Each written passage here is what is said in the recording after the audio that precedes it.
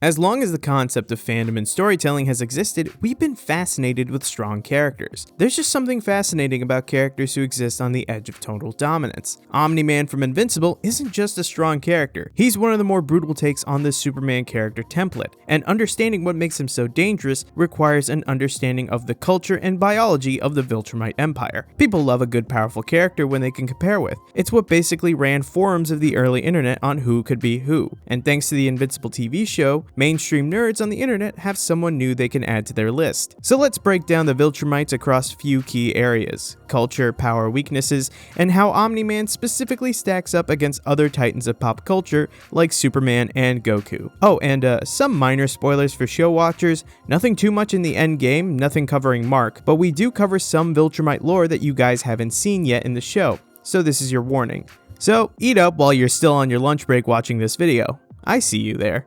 As we break down why Viltromites and specifically Omni-Man are so powerful in today's video.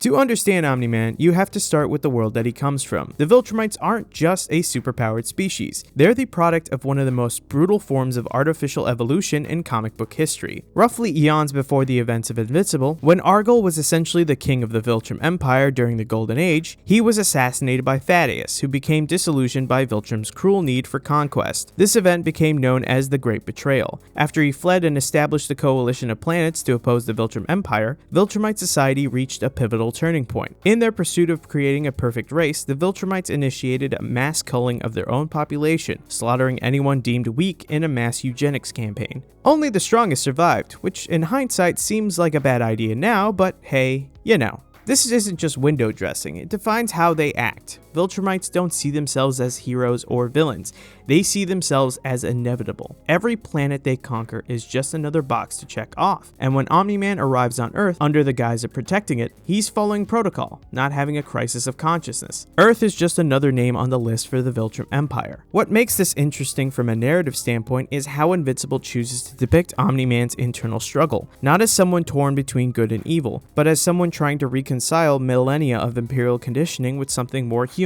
Unlike Superman, who's raised on Earth with human values, Omni-Man is basically what Zod's version of Krypton would be. From a purely mechanical standpoint, Viltromites are built to win. They possess a combination of raw strength, speed, endurance, flight, and near immortality that puts them in the upper echelon of comic book powerhouses. Let's start with strength. Omni-Man's feat of power are already pretty staggering. He's able to obliterate entire cities in moments, punch through buildings like they're paper, and outpace any terrestrial threat without breaking a sweat. He also stated that he destroyed an asteroid the size of Texas. As a guy from Texas, I can tell you that it's a pretty big state. His durability is equally absurd. He tanks missiles, explosions, and interplanetary impacts with barely a scratch. Then there's flight. Viltromites maneuver in open space. They can also fight in orbit and travel between planets without ships. They don't rely on external technology to survive space travel. Their lungs and biology are adapted to endure vacuum conditions and high-stress environments. Their healing factor is also worth noting. While not instantaneous, Viltromites can recover from extreme injuries, even those that would incapacitate most other beings. Now keep in mind, they can't completely regenerate, Conquest being a good physical example. He lost an arm and seemingly an eye, so if you're a Viltromite and you lose an arm, it won't regenerate on its own. Combined with their longevity, they can live for thousands of years. It creates a warrior race that improves over time. Now the in-universe explanation for why Viltromites are so strong comes to us from the official handbook of the Invincible Universe published by Image Comics. In one of the sections, we see that Viltromites, while in appearance, are similar to humans. The unique difference is that their bodies are made up of smart atoms, which is the reason for most of their powers within their DNA. Now smart atoms, according to the book, exist in other species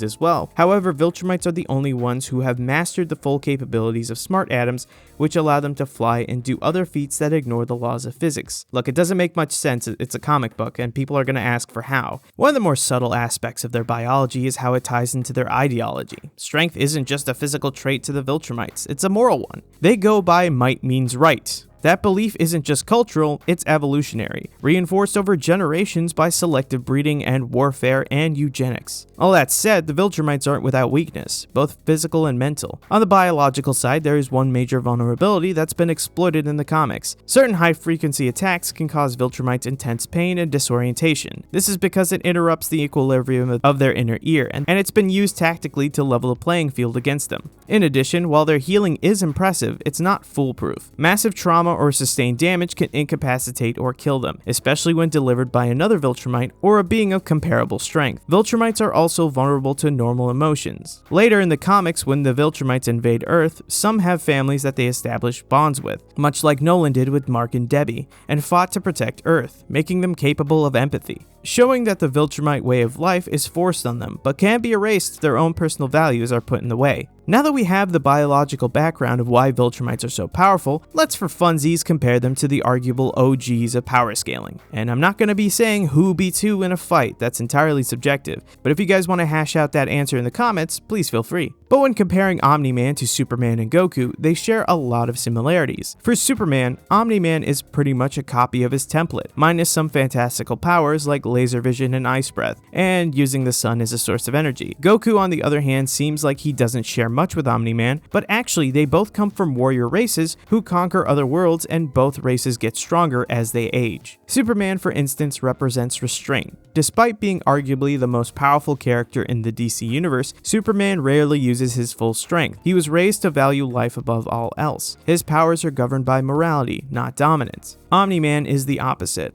He believes power must be used. He doesn't hold back unless he has to, like with his son, or to keep up his charade on Earth, and even then, it's a calculated decision. Where Superman is a symbol of hope, Omni-Man is more like an inevitable force. Goku offers a different kind of contrast. Like Omni-Man, Goku loves to fight, but Goku fights for the thrill of self-improvement. He seeks stronger opponents, not to conquer, but to get better as a warrior. Goku doesn't actually kill unless it's absolutely necessary, because the reality is if he finds a strong opponent, he would rather talk them down and keep them as an ally, and a training partner. Power-wise, Goku's strength in Dragon Ball Super can rival God's, but he's bound by genre rules that often require him to reset somewhat after each arc. Omni-Man, in contrast, exists in a much more grounded, if still exaggerated world, where the consequences of his actions are pretty real. So while all three characters could likely go toe-to-toe under certain conditions, what makes Omni-Man unique isn't that he's the strongest, but how he uses that strength. Both other characters usually hold back for morality reasons, but when the jig is up for Omni-Man back in Season 1, we see how bad he could hurt some people. We see truly how destructive he is. Omni-Man isn't compelling because he's unstoppable. He's compelling because his story is one that we haven't seen before. He's a super being in a comic book type universe that comes from a brutal conqueror society. His arc is more about redemption as a super being and turning away from his roots. And a redemption story is always fascinating because we never see it from a guy like this. They're usually the hero. The Viltromite Empire built an entire civilization on the idea that strength justifies everything. Omni-Man carried that belief to Earth and nearly tore the planet apart with it. But what makes his arc interesting is how that ideology begins to crumble piece by piece, as he's faced with something Viltromites never planned for: genuine empathy. Well, that just about wraps it up for this video. Remember to leave your hashtag mailbag questions in the comments below for us to answer, and we'll see you guys on the next one.